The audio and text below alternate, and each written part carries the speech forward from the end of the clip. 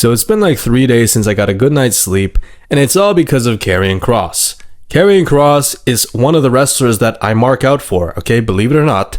You might say, oh, he's a jobber, you're just hopping on the bandwagon, Intern John.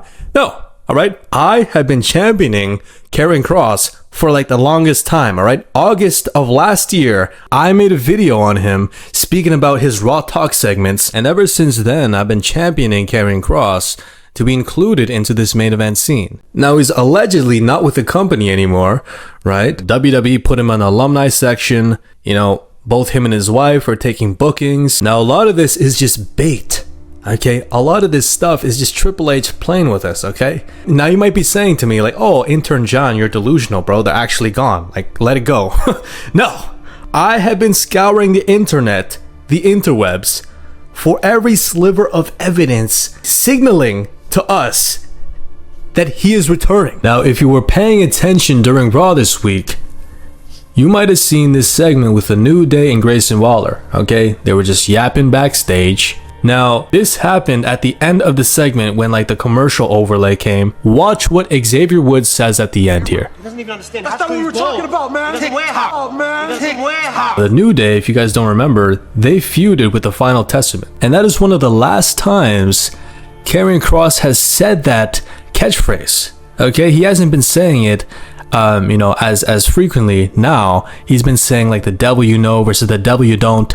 There is no way it was just a coincidence, right? Oh, Bruce Pritchard and Triple H, they're just writing in a creative flow, right? They put that line on Xavier Woods, okay? Because Xavier Woods was the guy, right, that Karrion Kross was trying to get to. He was trying to make him turn heel. TikTok. Okay? He said it. Not Kofi, not Grayson. He said it. It's a breadcrumb. It's a big breadcrumb, actually, that a lot of people didn't catch. Okay? Moving on. This piece of evidence was from June 11, 2025. Okay? This was a cryptic video Karrion Kross posted on his Twitter account. Now, if you watch this in slow motion, okay, you see the numbers 5 and 2. Now check this out, okay? Clash in Paris is coming soon, right? August 31st. And it's a fatal 4-way. The main event is a fatal 4-way with Seth Rollins, LA Knight, Jey Uso, and CM Punk. And there's gonna be nobody to help Seth Rollins. Okay, the Vision is banned from ringside, right? Adam Pearce, he banned them from ringside at Clash in Paris. There is a possible 5th member here. Okay? A 5th member that can disrupt and help Seth Rollins win that match. And there's a very high chance that it's Karrion Kross. Okay? Karrion Kross has been stalking Seth Rollins since February 20th of 2025. And there was a more recent segment, right, with Braun Breaker saying, what about Kross? Seth Rollins went on to say, forget about Kross. Right? Forget about him. Basically dismissing his contributions in dismantling Sami Zayn. Okay? Now you're probably like, oh, that's the 5th? Okay, is that it? No. Check this out. Now you might say, oh, what about the 2? Scarlett and Kross. They have been a duo for the longest time. Now bear with me here. Okay? In Shakespeare, the 5th act, typically in a Shakespearean novel, basically there's a lot of tragedy, there's a lot of deception and betrayal. Now you're probably like, oh, what does that have to do with Kross's return and Clash in Paris, right? Paris, the city of light, is historically a symbol of revolution, a collapse of old regimes, and theater. Now check this out. Another popular notable piece from William Shakespeare is Romeo and Juliet. Okay? And there was somebody named Count Paris. Okay? Now this character was a cocky piece of shit, basically, right? Self-absorbed, right? Possessive, controlling, a very spiteful leader. Now who does that remind you of? Fucking Seth Rollins, bro. Seth Rollins is Count Paris in this story. And guess who is Romeo and Juliet? Karrion Kross and Scarlett. Okay? Within the story of Romeo and Juliet, Romeo kills Count Paris. Now, again, you might say, oh, you're reaching, Intern John. Like, there's no way that Karrion Kross has a liking of Shakespeare in his work. Now check this out, okay? 2 years ago, he had an article interview on Wrestle Talk, okay? And he said, and I quote, "I think you're going to be able to expect compelling storytelling if I am granted and allotted the time to romance the audience and Shakespeare them into what is that I'm very good at doing, which is layering down the foundations of eliciting an emotional response to get people interested in what we're doing." Tell me I am not reaching. Okay? You guys saying, "Oh, Intern John's reaching." Shut your ass up. Alright? This right here is the biggest sign of evidence that just ties in everything I said together. He loves Shakespeare. Okay? Shakespeare is a goat. Okay? All those dumbass high school books that I used to read. Okay? And I used to be, actually, quite interested into it. Right? Othello. Right? Iago. Right? All these things. To me, he's using as plot devices to unfold this greater story. Okay, Clash in Paris is not just some normal ass place. Oh yeah, Clash in Paris. No. Another thing I wanted to point out is look at the match graphic. It's literally Vincent van Gogh, Starry Starry Night. Now look at Karrion Kross's shirt here. It says turning pain into art, which is literally what Vincent van Gogh lived off on, right? That was his ethos of making art, turning pain into art. All right, he cut off his ear and he became a great artist. Boom. How can you explain the 5, the 2, the 5 connecting back to Paris, Paris connecting back to Count Paris? How? Okay, the 5th act, all of this ties together, man.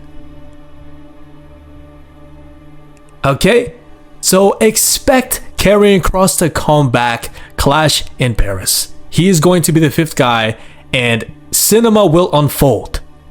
Okay, this is not just something they planted for no reason, man. The 5 is spread out everywhere. Okay, it is dropped everywhere. Okay, think about it.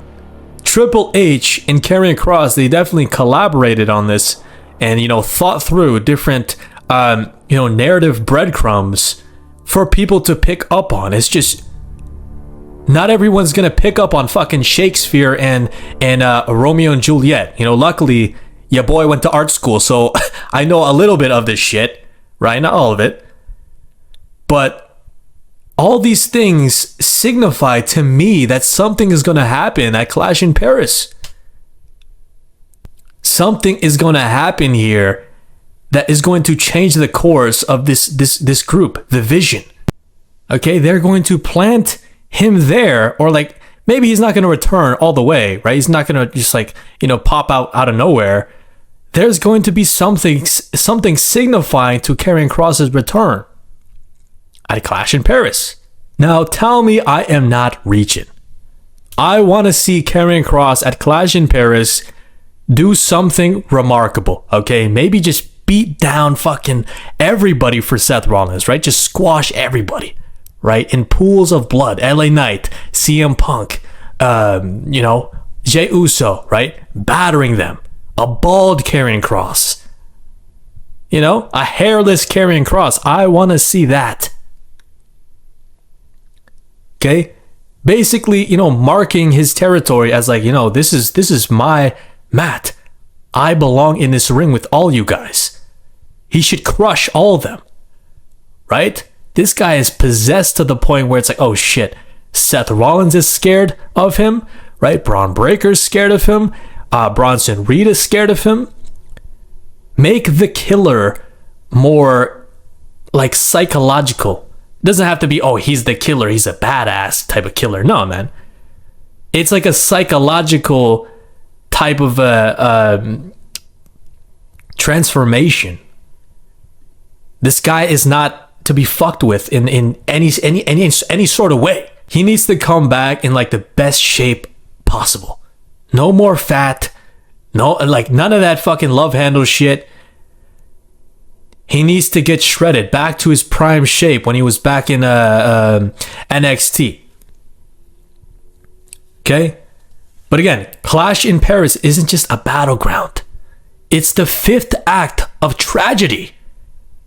Okay? Karrion Kross has been scripting this shit and fucking pitching these ideas to Triple H. It's all tied together.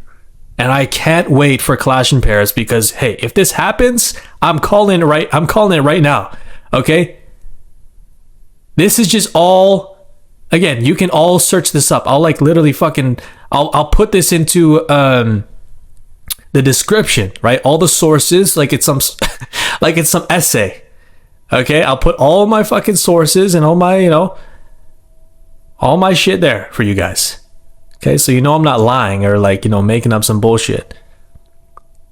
But again, okay, this is what's going to happen. He's going to be the 5th guy, whether it's against them or whether it's with them, whether it's like, a self, not like a self, but like, it's almost like he's initiating himself into the group by doing this, and he's going to try to manipulate and sabotage the group. Referring back to Shakespeare, right? It was just about corruption. It was about restoring order through violence. Okay? And obliteration. Okay? Again, this better happen. If it does happen, you already know where you heard this shit from, okay? Your boy Intern John. Because your boy Intern John, man, I need to get some sleep after this shit. You guys better fucking pay me, man. All right? Anyways, thank you guys for watching. All right, I appreciate you guys for sticking through. I hope you guys learned something here about this this ruse that Triple H is trying to pull on you guys. Okay, but again, I've debunked it. Okay, Triple H and Karrion Kross are in cahoots. They're working on this plan together, and honestly, I'm all for it. I fucking can't wait. Okay, this is cinema. This is the shit I wanted from Triple H. Okay.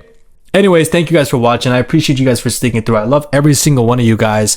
I've gotten so much love over like the past 5 days. So yeah, I appreciate you guys for sticking through. And you guys already know who this is, all right? The high rise living, work, wife, still Intern.